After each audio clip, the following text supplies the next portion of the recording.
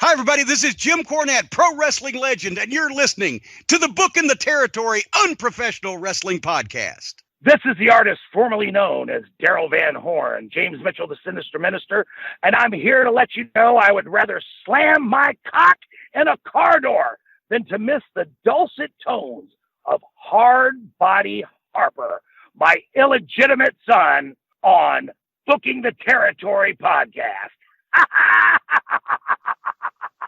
Welcome back, everyone, to this week's episode of our Smoky Mountain Rasslin podcast. This is Smoky Mountain Wrestling, episode 199 for November the 18th, 1995, and this is Booking the Territory, the Unprofessional Wrestling podcast, where today I am sitting here with Doc. Harper is supposed to be joining us, although he's not on yet, and we don't know where he's at, so we had to get started, because he's only running 20 minutes late at this point.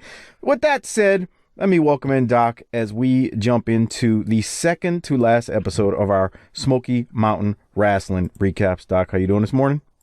Oh, I'm here, man. I think that if we were writers, we would call this the penultimate episode, which for all the Smoky Mountain people means next to last.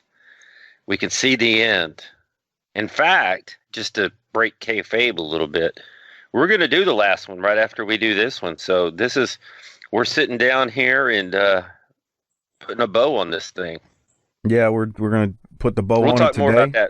We'll talk more about that next week, obviously, as we formally complete it. But, the last couple of weeks have not been the best Smoky Mountain wrestling that we've ever seen. Do you think that picks up at all this week? Not particularly. Oh, really? I actually thought that this week was better than the last two. And it's not, Starcade 86, but I did think that this week was better. What's that old psychology or sociology thing, self-fulfilling prophecy? Oh, you grew up in the hood, so you were going to be a criminal? No, what I mean is, like, and I'm probably not using this term correctly, and that's a fucking shame with all the hours I had to take in getting my degree on, as I got a minor in sociology, Doc. Mm-hmm. Anyway, I feel like because I know it's ending at 200. That makes sense. I mean, there's things next week that we're going to talk about that I was like, I might be way more into this if I thought it actually had a chance. Right. And I think the more I thought about like 197 or 198 or even 196, when I think about all these episodes in these last, 2 months or so, I think the problem is, the end is about to happen. And this great, if you want to equate it to a television show that you've invested so much time in, just ends and it's just blah at the end. That's what I think's happening. I don't think like everything's horrible. It's just because like the Thugs are going to tease their mystery partner at Thanksgiving Thunder. Like, so there's things there that you're like, oh, whoa, hold on. This is some good stuff. What's going to happen? Who's it going to be? But because it ends and you never really get past 200 and things have declined so much after the Super Bowl of wrestling, you just kind of just like, that's my explanation. That's where it gets difficult for me. All right. So with that said, Harper is supposed to message us when he's on. The problem is, if you heard his Patreon episode a few weeks ago, I bet he was out butt plugging again with his girl, with the lawnmower starter cranking off. I was hoping that we could keep these last two episodes a little classier. Okay. I mean, the promotion is not as professional as it used to be, so maybe we ought to fill in the gaps. But yeah, I'd imagine that he's out there going to Browntown. I would imagine so too. So anyway, I know it's just so terrible, isn't it? What is it about Harper? Like, his girls always have something. Like, I don't say always. I mean, I've known a few, not known them personally, but I mean, but they've always got some weird little thing about them. Like, they like to be choked or no, pounded in the butt. Or... Come on. squirting on people. You just said let's keep it clean, so let's keep it clean. I didn't say clean. I said classier, and I felt like that was classier. All right. Well, let's keep it real classy. First off, I want to give a shout out to Disrespectfully Classy, Marky Blassie, Kyle Riley, Mike Childers, Joe Ice for your patronage each and every month. Thank you for your generous support of the show. And as we jump into episode 199 from November 18th, 1995, this is taping number 2 from Cumberland, Kentucky, at Cumberland High School, drawing, if you believe the internet, about 200 people. And this is the last TV taping that this company did before folding, as we've talked about before. We jump into this episode. Hold on.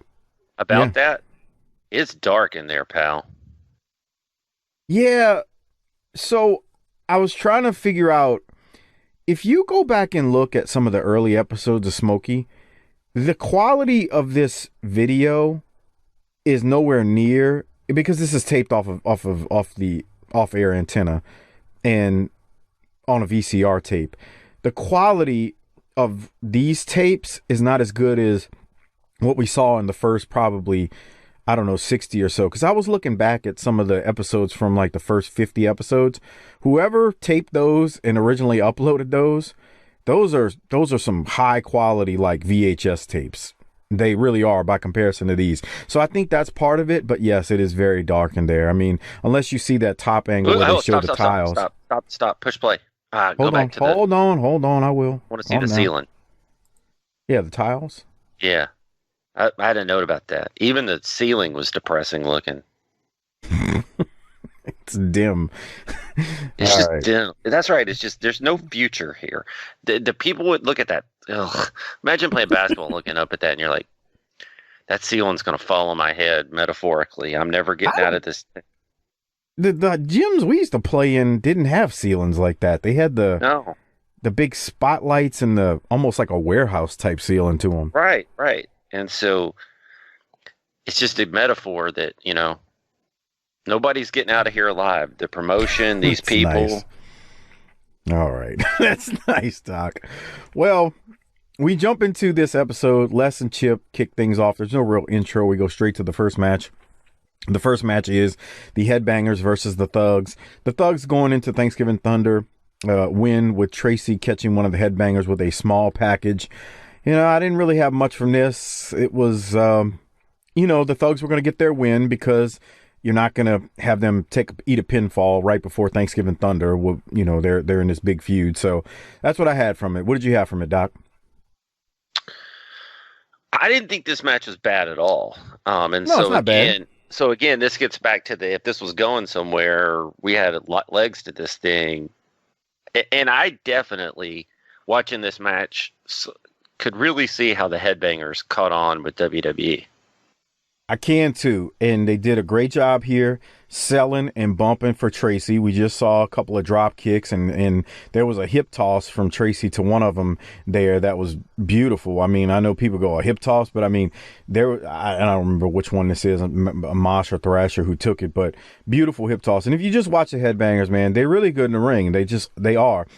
I never really got the grunge gimmick thing. It wasn't my thing, but they were really, really good talents, and they do it. I mean, look at him. He's bumping perfect. Like, you can't bump any better than these guys are bumping for Tracy and White Boy. It's true. You cannot. It's real true. The skirt thing was interesting because that was more of a 91, 92 grunge thing, but we'll let that slide because wrestling's always behind the times. Can you give me 6 minutes and 12 seconds? 6 minutes and 12 seconds. It wouldn't be Smoky Mountain Wrestling if somebody didn't compress their spine. Oh, yeah. Oh. God, that hurt when he missed that big leg drop off the top. As someone who's done that before, oh, my. Oh, stack of dimes just. Let me tell you, when you do that move from the second rope, your spine screams, much less the top. Anyway. Good stuff. Any other thoughts on the Headbangers and the Thugs? No, I mean this was a decent opener, and like I said, I kind of thought that this week was a better set than last week. So there you go. Yep, and it goes back to what I was saying. The headbangers here, they do their job as far as putting over the thugs right before the thugs head into Thanksgiving Thunder. So there's that. And they looked good. I mean, it wasn't a total squash. They got in there, had a nice little competitive match, and there was that. So, all right. Let's go now to Tracy and White Boy. They're going to cut a promo leading into Thanksgiving Thunder. Here it is. With me, the Thugs, and of course, you guys coming up this next weekend, Thanksgiving Thunder, you're a six-man. Who's the mystery partner? Come on. Well, you'll find out when Jim Cornette finds out. Next weekend, Thanksgiving Thunder, six-man tag team action. The Heavenly Bodies with the Rock and Roll Express, Robert Gibson. Well, everybody's wondering, who is the mystery partner? Who's going to be your man? Who's going to be the third one? Well, Jim Cornette, when he walks that aisle, and he crawls right up in the ring, and he looks right in your eyes, and he goes, "Hey, Jimmy, remember me? Remember when you backstabbed me? You shouldn't have done it." So that you're going to find out at Thanksgiving Thunder exactly who our man is, not 1 minute before. Ain't that right, Wild Eye? That's exactly right, Les Thatcher. I'm telling the hundreds of people in Cumberland, Kentucky, and the millions of people watching this television show right now, one thing: Robert Gibson, King of Rock, wherever you are. Well, that happened with Ricky Martin and myself. Hey, man, that wasn't our fault. That was his fault. What you did was your fault, man. That was straight up. You turned your coat on the thugs. You turned your back on the thugs. I'm sorry, I'm pissed off. You're a no-good, backstabbing Robert Gibson. If you're man enough today, right here on this program, I want to know if you're out of the eye to look me in the eye, and you look me straight up in the eye and tell me what you did wrong. I'm pissed off. I love it. And damn tired of everybody coming through and thinking they can make a name over the thugs and the wild-eyed Southern boy Tracy Smothers. No, And there you have it from a very upset Tracy Smothers. This coming weekend, Thanksgiving Thunder, you won't want to miss it. So I know what some folks have said over the years are like, well, I've had this come through in feedback. They're like, man, well, when such and such messes up, it's like, y'all don't really say nothing, but when Tim Horner does, y'all say a lot. Man, he's got a reason to mess up and stumble right there.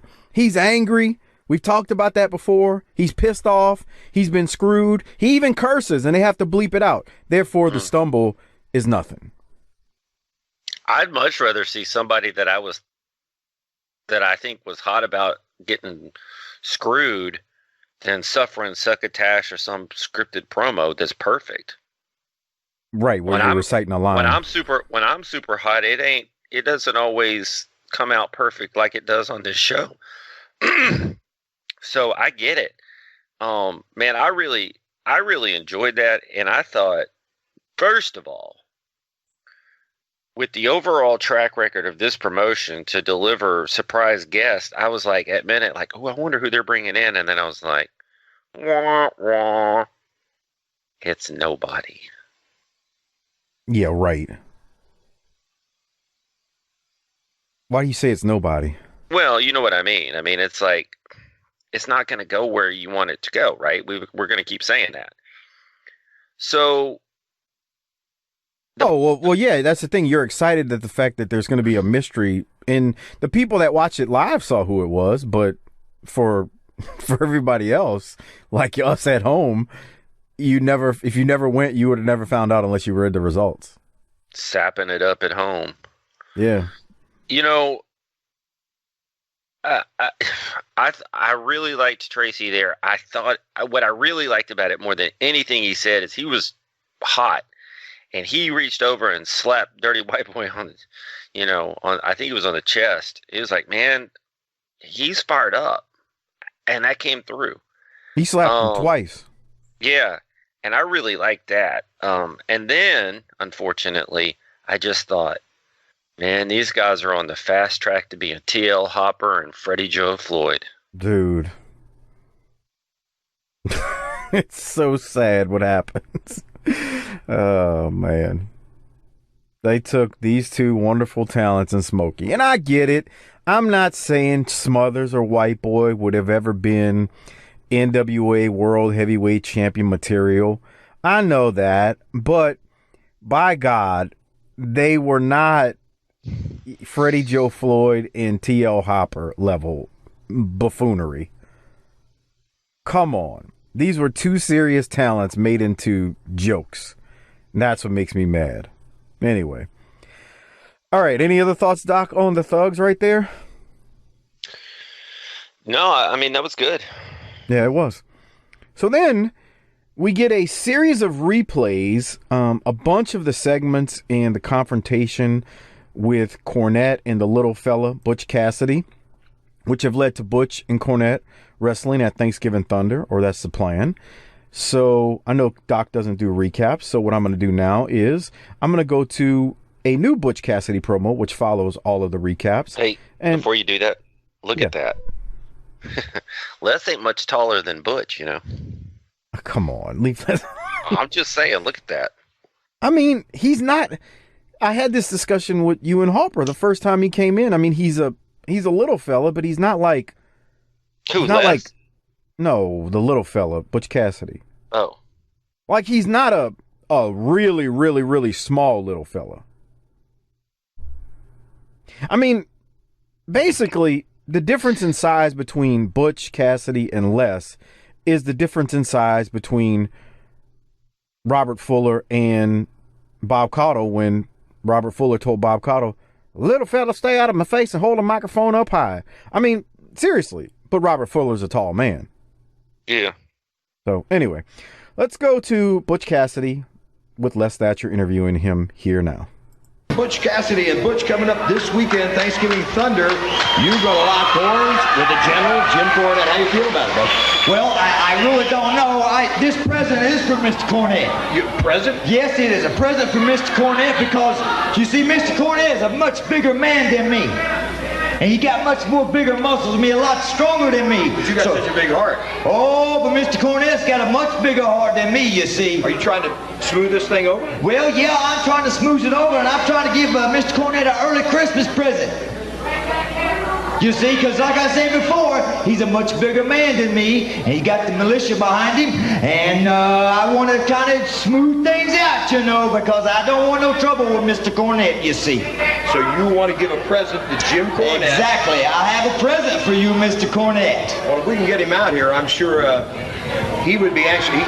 Well, I hope he likes it. I went through a lot to get this present, and I sure hope Mr. Cornette likes it. But you're still planning on wrestling this man on this upcoming... Well, maybe Mr. Cornette likes his present. Maybe we can smooth this whole deal on out, and I can go on with my life, and he can go on with his. But you're sure you want to give this man a present now? I'm very sure. And I'm very sorry to Buddy Landell, but I'm trying to smooth this away. This is a present. Hold on here. Oh, this man's got a present for you. You know, it's about a 2-mile hike out here. Give me that, you little shrimp. You know, maybe he's giving you a present. Yeah, he's giving me it's awful light. It better be jewelry. Maybe you've smartened up a little bit. Maybe you've realized that at Thanksgiving Thunder, if you didn't make friends with me, I'd break every bone in your stinking little midget body. Because that's just the kind of guy I am when I'm fighting somebody that's 4 feet tall. Well, let me tell you something, punk. If I don't like this present, then I'm still going to beat you up on general principle because I don't like that stinking face of yours, and I still think I can whip you. Maybe the guy finally smartened up, and at least I know there ain't nothing alive going to be coming out of this stinking box, for heaven's sake. You gotta like it, Mr. Listen, it's up. What? How do you like that? This guy's so dadgum stupid, he gives me a present, and he puts the bag in and forgets to put the present in the bag, huh? Well, wait a minute. That must have been the present, Dan. He mentioned his friend Landell. And Butch is he's trying to smother Cornette down with a plastic bag. Butch Cassidy has got him down. The gift was a bag that he's trying to smother Jim Cornette with, and he has got him down and tried to choke him out. Stop the murder on Head out of here. Here comes the Punisher. Punisher moving in. Jim Cornette almost rendered unconscious. And this coming weekend, and apparently he's going to have his work cut out for him at Thanksgiving Thunder. Doc, your thoughts on Butch Cassidy? Stop the murder on TV. I hate this. I popped. I thought it was hilarious. It's just not good. Well, I mean, to each his own. Right. It is kind of comedy, isn't it? It's not even that. You just think it's stupid? Mm-hmm. All right. Well, I don't know, man. I mean, I look at it like I could see if anybody said stupid. I could see if someone said it's dumb comedy. But I look at it like Cornette is putting over this little fella, you know, showing how much of a weasel he is himself. He's like, he's such a weasel, he can't even beat up a little fella, given a fair fight. So anyway, I thought it was fine. I don't hate it. I laughed. I mean, it made me laugh. It made me chuckle. Especially, the only thing that got me was, I was like, why didn't he just put the bag over his head? He's holding it over his mouth. It might have been a little easier if he put it over his head, but whatever. Anyway, we'll keep going. We then get a replay of Jim Cornette, Sergeant Rock, and the Wolfman slugging it out after Cornette and Sergeant Rock's first promo. Remember, Sergeant Rock and Cornette whooped Wolfman's ass. We go straight to the next match after that, which is Ron Davis versus Terry Gordy with Sergeant Rock. Now, let me go through what I got, and Doc, I'll throw it to you. Gordy does end up winning this with a power bomb. Sergeant Rock then comes into the ring and wears out Davis with a leather strap. The Wolfman comes in to attack Sergeant Rock, and Gordy then wears out the Wolfman with a leather strap. Armstrong, Brad that is, runs in and goes after Gordy. Armstrong puts some fire on Gordy with some lashes, and then Gordy ends up retreating. So, Doc, a lot went on post-match. What did you have from this? You look at him right there. Gordy's hair looks longer than... It looks like it got long, didn't it? It's because it's like, I don't want to say fluffed out, but he kind of like has it all tattered out to the sides. I mean, he has had it in a ponytail a bunch of times, and he has kind of had it like in a, straight. I think that's what it is. Yeah. He hit a bulldog at one point. I was like, man, he actually looks a little bit more frisky here than he's been looking. Then I was thinking, man, remember when Gordy had the best right hand in the business? He'd rear back and just drop a bomb right hand. World class. I wouldn't call it the best, but he was just a badass that would bludgeon you. Yeah. You know what Gordy doesn't get enough credit for in World Class? You go back and rewatch him weekly. Bumping around. God damn, his ass would bump and flop around like no tomorrow. And he took a lot more pinfalls than you would ever imagine. Than you would, like, the conventional wisdom, people go, oh, Buddy Roberts would. Yeah, Buddy would take the pinfalls, don't get me wrong. And Buddy would really flop around. Oh, yeah. But Gordy took more pins and flopped around more for the Von Erichs than people remember. And I say that because nowadays, if you would see something like that, I guarantee you the nerds in the internet wrestling community would be like, oh my God, he's burying himself. He's not going to be over. He'll never be over. But I'm just telling you, he bumped and flopped around more than people realize in World Class. He didn't bury himself any more than all those guys who participated in that shameful Money in the Bank a few weeks ago. I have no comment on that. What else you got from this one? That power bomb still don't look right to me. Well, Bobby explained it. I know. But I do agree. It's very...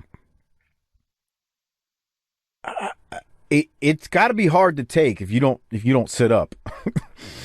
So yeah. Anyway, anything? Then the shenanigans happen after the match, and I was just wondering how much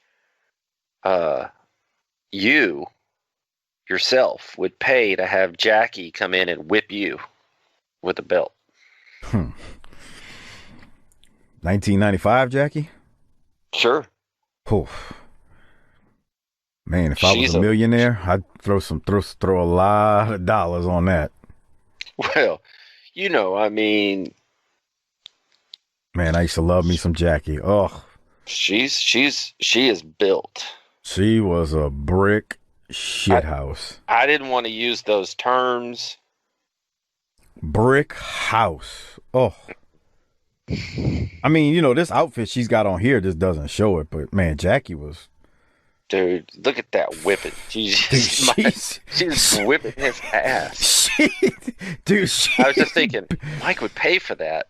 Dude, she Hold on. Look at Jackie. First off, look at the power bomb that you talked about again. Oh man, that did look rough. And then watch Jackie come in. Jackie Sergeant Rock, for anybody who doesn't realize it. And just 1, 2, 3, 4, 5, 6, 7, 8, 9, 10, 11, 12, 13, 14, 15, 16. She's look. Jackie's boy. She is going off, and then Gordy decides he's gonna get some of the Wolf Man, and Wolfie's just taking it. And then Brad comes in. Check text messages. When she got the Rona, but you got a boner, and it's 2 skeletons. That's nice, Doc. I bet you Harper didn't wake up, man. I guarantee he was banging last night. He banged his way into missing the finale of Smoky Mountain today. Maybe watch you text us in an hour. If there was ever anything more hard body Harper, he never strays far from the character. So let me ask you a question. I know this isn't like look at Brad looking like No Limit Soldier Brad with that hat on when he had it on. When he put it. Look at Brad when he puts the hat on. He does look like No Limit Brad right there. He looks like No Limit Brad right there. Okay. So any other thoughts on Ron Davis and Terry Gordy, Sergeant Rock, and the shenanigans? And look, to be fair, I'm not going to crap on this. They're building up the heat for Brad and Gordy at Thanksgiving Thunder. So I mean, it's not like. Yeah. You know what I mean? It's not like it's a terrible thing. And by the way, I do have the Thanksgiving Thunder results that I'll read at the end of next week's episode. Okay. So we'll at least cover that, even though it never gets covered on the show. All right. So after all of that, with the shenanigans at the end with Brad and Gordy and Wolfman getting whipped and Jackie just taking out her frustrations on Ron Davis, 18 whippings to the back, and she was laying it in. We then go to Kessler's Corner with Buddy Landell. And first they show various segments of Joe LeDuc and Bob Armstrong, swinging his Tennessee toothpick throughout the years in Smoky Mountain, as long as the promotion's been in existence. Doc, did you have any thoughts on some of the stuff that I know they've showed the Joe LeDuc stuff before, but like we see like some of these things or clips, and I'm trying to get to it. There it is, Bob, when he's swinging the Tennessee toothpick. You have any thoughts about that, man? That's like a lifetime ago at this stage, right? Yeah. My two thoughts were, boy, couldn't today's product use somebody like Joe LeDuc? Yes, today's product needs people who are outlaws and rebels. Fuck that axe shit, though. Cutting his arm open? Mm-hmm. Yeah, I totally agree. I need a tetanus shot just watching that shit. I mean, you say couldn't today's product use a Joe LeDuc? Yes, that's what all these old timers say all the time. God, the fucking training video in the woods. I'm sorry, I didn't mean to segue. Do you remember that shit? Hokey horse. God dang, I just keep seeing that axe, and it's just painful. Look at Gibson with his gorilla suit on and Morton painted up. They're in the woods. But no, like today's product needs that. It needs the characters of the past. And I'm not talking about the cartoon characters. I'm talking about the Joe LeDucs who were just vicious and the guys like that, or Bruiser Brody, like and I'm going to use the term rebel, people who just, they weren't going to be held up by a promoter or promotion. They were going to do shit their way. The way they were going to do it. Can you imagine what would have happened if a writer walked up to Bruiser Brody and said, "Here's what we've got for you tonight"? He'd have been in jail. Or it would have been like Austin. That to finish? When Austin walked out, they'd be like, Frank, where you going? Home. He did like he did Luger in Florida when he just no sold it and left the ring. Right. And like, wait, what the hell's going on here? Yeah, that's what it would have been like, man. No other way to say it. Okay. Any other thoughts on all the replays we saw though? Not really. I mean, we've seen a lot of this, so. Yeah, I totally agree. So then we go from that to the Joe LeDuc video package and Bob Armstrong video package to Kessler's Corner, where we got Buddy Landell out here with Chip Kessler. Here it is. We just seen the damage that Bullet Bob can do with that baseball bat, and then, buddy, we took a look at your new partner, Big Joe LeDuc. Well, you know, Thanksgiving is a time to give thanks. And I want to thank the Bullet Bob Armstrong, and I want to personally thank the original Canadian lumberjack Joe LeDuc for being my partner and for Bob Armstrong being the lumberjack. But let me tell you something. Bob Armstrong remembers too well because it cost him money from being out of professional wrestling for the injury sustained by the hands of Jimmy Cornette, the Punisher, and Tommy Rich. Now that's what you've got to deal with. Thanksgiving Thunder, Jimmy Cornette, this weekend. If anybody runs out, they get their head knocked into the bleachers. Anybody tries to run in, they get their head knocked into the bleachers. Big Joe LeDuc, you've seen it yourself. He almost ruined Jerry Lawler's career. He cuts himself with a broad axe. He has taken an oath for Buddy Landell in this match. He's got another scar on his body that everybody will be able to see. But let me tell you something. He's not a turncoat. So this weekend, Punisher, Wildfire Tommy Rich, when you run from Joe LeDuc, and you will, Bob Armstrong's going to take care of you with that baseball bat. I'm going to get my hands on you, Tommy Rich and Punisher, and I'm going to choke the stinking life out of you. I got a lot to be thankful for this Thanksgiving, and this weekend I'm going to show everybody why. Nature Boy Buddy Landell. We'll be back, fans, right after this. All right. Hey, Jesus Christ. where y'all been? No, motherfucker. Doc, I want you to tell the people how late he is. We're at 42 minutes. I was waiting in line for Thanksgiving Thunder No. at Freedom Hall. So let's take a segue. Real quick, Doc, Buddy Landell fired up, pumps up Joe LeDuc being his partner and how he's going to get back at Tommy Rich, Punisher, Thanksgiving Thunder. You got anything from that before we ask Harper about his night last night? Well, we need to look at 21-21 and then just kind of hang on it for a second. 21-21? Mm-hmm. Okay. Now, what do you have? That was a Rush album. No, that was 21-12, dude. Okay. Oh, I there was you go. testing you. Okay, so do you want to talk about 20? Let me ask this first before we go to this screen grab you have me on. Did you have anything from Budrow's promo? No, he's fine. He's fine there. Okay. He was doing things. I'm not going to crack on these people on this one. I just want to know. I just want to say, if you, I got to be careful here. Uh-oh. Yeah, that's underage girls, man. That's not what I'm talking about, but I'm glad that that's what's on your mind. Okay. That's nice. Now, I want to talk about diversity, but not in the ethnicity because we know better that that's not possible here. Oh, but just boy. look that you've got basically 6 faces looking at you. 2 females and 3 generations that are represented. Go to a wrestling show today that's not like WWE. And what do you do? Can you see that kind of generational and gender diversity? Harper? No. They got the old guy with his wife, like the World War II veteran looking guy. They get the high school age girls and that kid. And that's probably that kid's dad.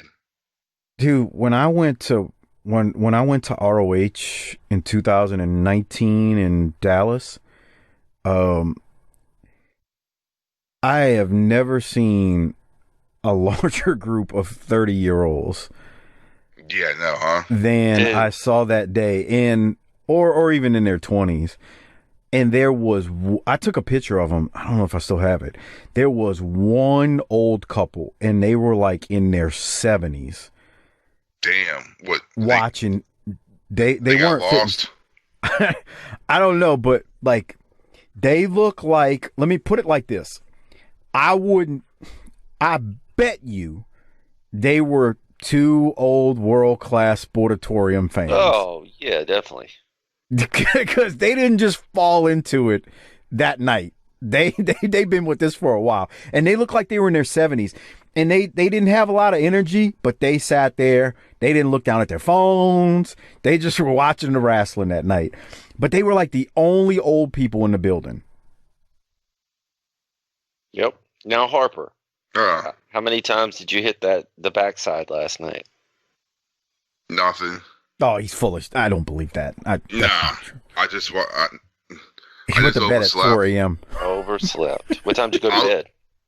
I don't know. Maybe 2, 3. Jesus Christ. Yeah. Living the dream. The dream, brother. I watched Amazon, and I watched this show, Fleabag, on Amazon Prime. Y'all ever seen that? No, I go to bed. No, well, I haven't seen. Is it good? Yeah. Fleabag? Hilarious. Yeah. Okay. Is it like an episodic series or just comedy? Yeah. Well, yeah, it's a comedy. There's only 2 seasons, but yeah, it's funny, bro. Well, by the time this comes out, I'm hoping that I'm done with season 3 of Ozark. Oh, and I saw I watched Jojo Rabbit. What? Jojo Rabbit? Oh, yeah, that thing, yeah. That shit was hilarious, bro.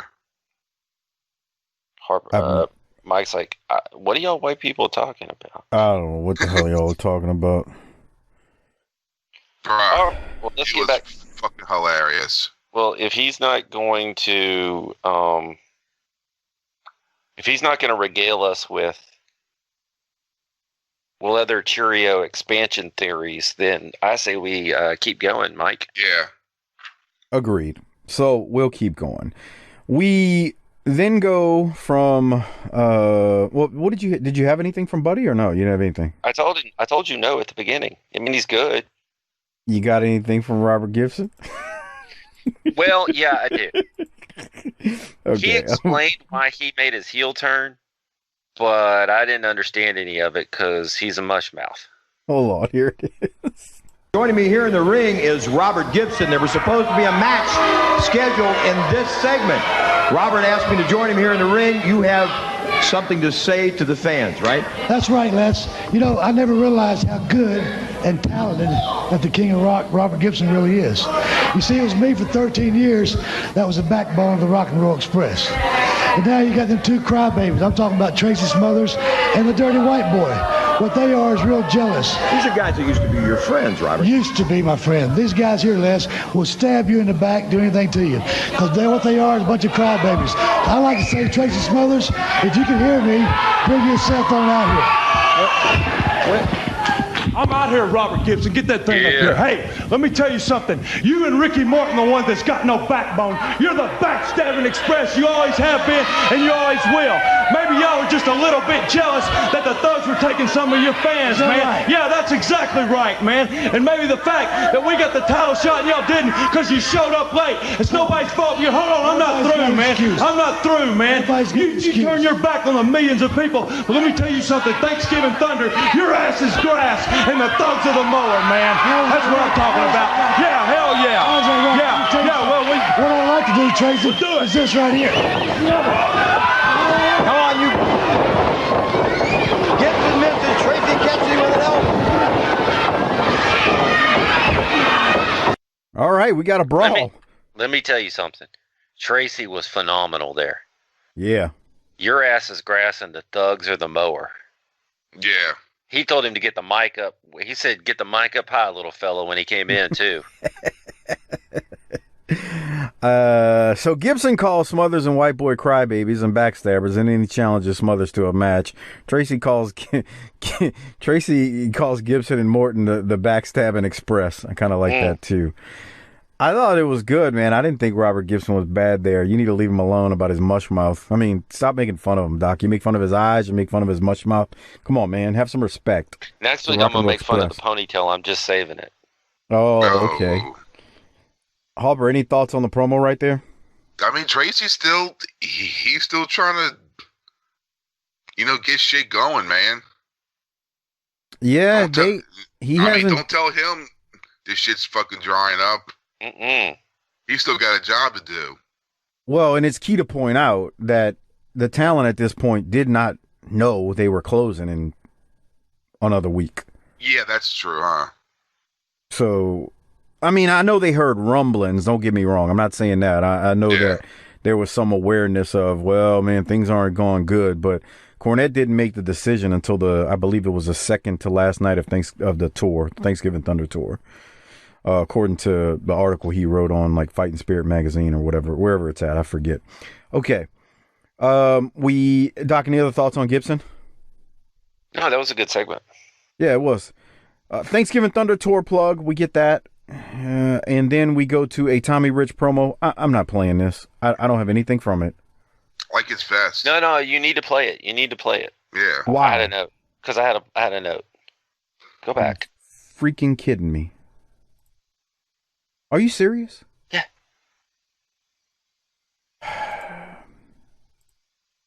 Thunder next week. Joe LeDuc, the craziest man in the world. Buddy Landale, let me tell you something. You went out. Somebody said you didn't have a friend. Well, I don't know if he's going to be your friend or not because that Joe LeDuc's kind of crazy. But when you get a street boy and you back him up in that corner, you know what he does? It's kind of like when I was a little kid and we used to chase them rats. You'd get him in a corner and he'd come out and fight. Well, that's exactly what you've done with the General, the Punisher, and the Wildfire. We're coming out fighting. We ain't coming out playing. Buddy Landale, this ought to be your demeans. That's right. Next weekend when Thanksgiving Thunder comes around, Bullet Bob. Okay. What did he say? Mikey comes from the streets just like you do. He comes from a crack alley. Y'all have a lot. So do you. Jesus Christ. How does anybody take this idiot serious? So He's a piece of shit human. I mean, what? That's nice. No. I think what we need to do is when we finally get Wildcat up and running again is get Harper his date with Missy, and we need to host a reconciliation where you and Tommy Rich bury the hatchet and shake hands. Only thing I'd bury is my fist down his throat. I might need a stepladder to get up there, but I could do it. That's nice. All right, Butch Cassidy, what do you got for us next? I'm playing, everybody. Calm down. When I say he's a trash human, I don't mean it like that, but a cokehead is a cokehead, right, Jose Corona? All right. Well, from that beautiful promo, we go to a Tommy Rich and the Punisher match versus poor Bobby Blaze and poor Flash Flanagan. I feel so bad for Bobby Blaze here. He's in the ring. He has to carry Tommy Rich. They go for a few minutes when Flash Flanagan takes a nasty bump over the top rope and onto the wooden floor of this gym that we're in. Or maybe it's not wooden. Maybe it's concrete or tile. I have no clue. Didn't really look. But anyway, this leaves Bobby 1-on-2 against Rich and Punisher. But look who shows up midway through. Buddy Landel is standing on the ring apron and Mark Curtis allows it. Bobby takes a ton of heat in this match. Eventually the hot tag is made to Budrow. But once again, Buddy, as he has a figure four on Tommy Rich, Cornette runs in and attacks Buddy with the racket. Mark Curtis then calls for a DQ. Butch Cassidy comes in and jumps Corny. Sergeant Rock comes in. The Wolfman is all in the ring. It's a chaotic situation as we go to commercial. However, I recapped it all there, but I'm sure Doc or Harper may have a timestamp or two as Tommy Rich's gut is overflowing over his tights. He looks so pitiful. Hey, man, it gets hard. It gets hard when you just continue the beer intake, but your age goes up. You know, when you smoke crack or do a lot of cocaine, I've seen a lot of like crackheads and cocaine addicts that are real skinny. That didn't happen to Tommy Rich, though. He just kept eating burgers and chili dogs and drinking beer like the sap that he is, putting on weight. So here's the thing, and I don't know this what personally. A shithead. Can you stop? Can you control yourself? Living dream, brother. I've heard this. I have not experienced it personally because, as we all know, Lynn Bias scared me from ever doing cocaine. But I've heard that when you do the cocaine, when you sniff the powders, you can drink all night. Harper, you know that, right? Yeah. So He's he's pre-workout. he's counterbalancing the stimulant with like probably 38 beers. Well, yeah, I mean, I've heard that to be true. Where when you do coke, you know that's an upper. You need the beer to bring you down. So I guess that is true. But you can drink all night and not get drunk because you're already high. And then Bobby Blaze told us a story about how Tommy Rich got mad because he had 2 of Tommy's beers. So I'm sure that's true. Yeah. He's just an idiot. I mean, there's no other way to say it. Well, let's focus on the positive here. This is Bobby's last appearance in Smoky Mountain. So, good friend and valued contributor to the show. Bobby Blaze is here. Flash is trying to up his profile. Punisher walks the ropes like the damn Undertaker in this match.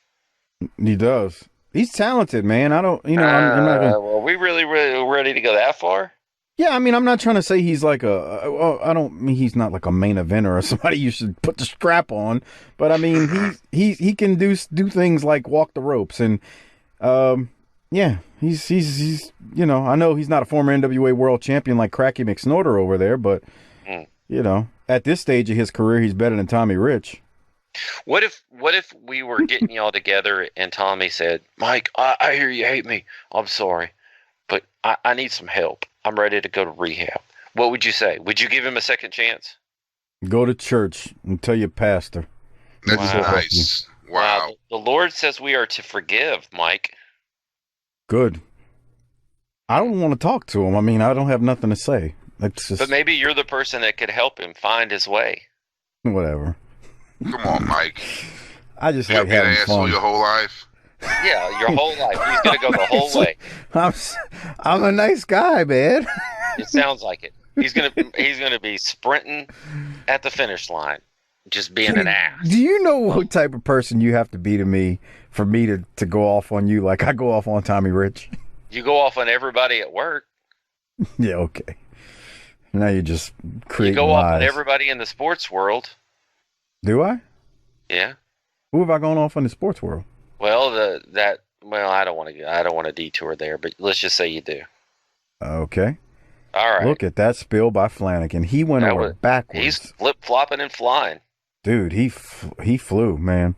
Flash Flanagan is a legend in Smoky Mountain because Tommy Rich was his job boy. Oh, wow. It's true. Tell me the lie. All right, well, that's all I got for this. Okay. Hopper, you got anything from this match? No, he took a good bump. He certainly took a good bump. And then the whole thing when Buddy comes out and ends up being his partner because Flash is dead on the floor like, he's out cold. He's not getting up. So, yeah, he took a good bump. This was not terrible. I'm telling you, this week was better. I didn't say it was terrible, but like to kind of remind Harper wasn't here when I said it. I said the problem, and Harper, tell me if you agree, the problem with this episode is it's a self-fulfilling prophecy. You know the end is coming, so it's really hard to get invested in anything that's happening. Yeah. Do you feel that way when you watch this one and the next one we're going to do? Yeah, it's human nature, pal. Tell me that it's human nature. Why? Why? Why? Is it okay? Is it okay to like Chris Benoit matches? Yeah. Is it okay to like? Is it okay to like Michael Jackson songs? Yes. Yeah. Okay. So it's okay to like their matches and like their songs, but at the end of the day, you can. I don't understand this. This is what I don't get. So the point is, you like the art, but you hate the artist. Dude. That's okay. That's fair. That's fair. I mean, like, I don't get how in life we're supposed to erase history because of it being painful. Like, you have to acknowledge certain things. You can't just be like, never happened. That's that's not how the world really works. Yeah, you just you can't just erase things. You have to acknowledge that the even painful things that they happen. And in the with Benoit, he's a freaking trash human that murdered his poor kid and wife. He's a trash human being. I don't want to get into all these people who think it's a conspiracy. He is trash. But at the end of the day, he had some phenomenal matches. I can acknowledge that and then be like, great talent, great matches, trash human for what he did in life. I'm willing to take that same nuanced stance. I just wanted us to talk about it. That's all. For Papa, real. you agree? Yeah. Does that make you mad when people do things like that? When people are like, "Oh, I can't even. I don't can't care. even with this guy." Yeah. I don't care. That's I'm gonna do what I want to do, and you do what you want to do, and whatever. Yeah. Well, no, for real. now that's the other part of it. If you say I can't watch a Benoit match because of that, well, yeah, I that's fine. But you don't tell me I can't watch a Benoit match. Yeah. Like I'm like, yeah. I mean, dude, I hear drop you. my pants when it comes on, and just so that I can get into position because he was one of my favorites. So that's a good point you made though, Doc, because that's true. Like I'm not saying I watch him wrestle. I'm trying to choke something too, if you know what I mean. What the? Come on. Jesus. No, now if it's your thing where you can't watch him because of what he did, Hey, then man. yeah, man, I get it. that's America. America. America. Look at this bullshit. Do we have to? This is This is so horrible, bro. This is mud. This is bad. Look, we only got a few promos left for Smoky Mountain, so just keep an eye on the Wolfman here. Wolfman, Butch Cassidy, Nature Boy, Buddy Landell. Buddy, we're about out of time, but I know you want to speak for yourself, Butch, and the Wolfman, a big one coming here. We're getting ready to rewrite history is what I'm screaming. Jimmy, you assemble your militia because I've got a mind like a steel trap elephant, baby. And I'm telling you something, I've got mine established too. Butch Cassidy at Thanksgiving Thunder is going to beat your stinking brains out, Jimmy Cornette. And my man, the Wolfman, is going to take care of that blowed up Sergeant Rock you got. And then, the coup de grace, it's going to be me and Joe LeDuc against Wildfire Tommy Ricci the Punisher with the Bullet Bob Armstrong as the one and only lumberjack. This weekend, it's all going to happen. I got a lot to be thankful for. Thank you, Bob Armstrong. Thank you, Joe LeDuc. And I'm telling you something, Thanksgiving Thunder is going to be the end of General Cornette's militia. Just remember that I told you first. And there you have it from the Nature Boy coming your way. Bruh, did y'all see the Wolfman howl? Yeah. Let's go ahead and end it. The Wolfman's like, damn, I finally got a chance to do this. I finally got a chance to do this. Wait till next week. Jesus Christ. Hold on. Hopper, he pops himself after he does it. Yeah. Look at him. He's like, Watch him. Watch him. Here he goes. He's about to howl. He's howling. And then watch after he howls. You watch the smile on his face. Yeah. How was that, Jimmy? How was that, Jimmy? No. This guy looks like Greg Allman's keyboard tech that went out went out on a bad acid trip after the show at the Fillmore and showed up in a Wolfman getup. Jesus Christ. All right. So oh man, that's how the episode ends before we go to episode 200 that we're actually going to do today. You'll hear a week from now. I want to remind everyone out there. So for 3.5 years, actually 3 years and I believe 9 months, we have done 2 shows, the NWA show and the Smoky Mountain show. And with this one winding down, I want to remind you, we've done 200 episodes almost now of Smoky. There are over 200 plus episodes up on our Patreon feed at tinyurl.com/PatreonBTT. So if you've enjoyed 2 shows per week and now only going to be getting 1 after next week, well, there's 4 years worth of content over on our Patreon feed for you to enjoy. So there you go. Go sign up, become a patron at tinyurl.com/PatreonBTT and catch up with all of our Patreon shows, since you'll now be missing Smoky Mountain now that it's over, as the Wolfman is howling and then pops himself. Also, don't forget, to use our Amazon referral link at tinyurl.com/bttamazon. A great way to support this show without spending anything extra. Again, it's tinyurl.com/bttamazon.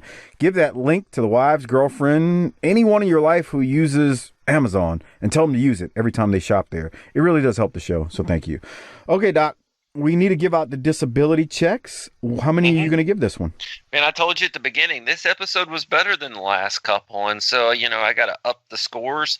It's still, it's going to be burdened by the fact that we know it's coming to an end. But this was not a painful watch all the way through, although there were some parts that were painful. I'm going to stop filibustering and go ahead and tell you I gave this a 6.4. All right. I'm going to give it a C. Harper, what are you giving it? A 6. 6.0? Yeah. I hear that. All right. So I'm going to seriously give out a government cheese award. I'm going to give it to Smothers. But for comedy purposes, someone needs to consider the Wolfman popping himself, doing the howl at the end, and then laughing like he's doing right now on the video version that our Patreon members are looking at when he laughs after his howl. But I'm going to give it to Smothers in a more serious fashion. Doc, who you going to give yours to? Man, I'm giving mine to Tracy because he said a lot. He's fired up and working, pal. Wolfman's howling. There he goes. How was that, James? How was that? Was that good? Ugh. All right. Harper, who are you giving yours to? I'm giving it to Tracy Smothers, man. He's still out there trying to do his thing. Yep. Clean sweep, Tracy Smothers. So there's that. That wraps up episode 199 of Smoky Mountain Wrestling from November 18th, 1995. Only one more to go next week, where we close out the promotion and do the last episode of Smoky Mountain Wrestling. A 3-year and 9-month journey is coming to an end. Doc, I don't have anything else. Do you have anything? Gotta go piss and get some coffee and reload for episode 200. Never say goodbye. Never say goodbye. Yeah.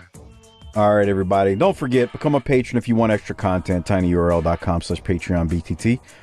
Other than that, Hopper, hit that tagline. Get us out of here.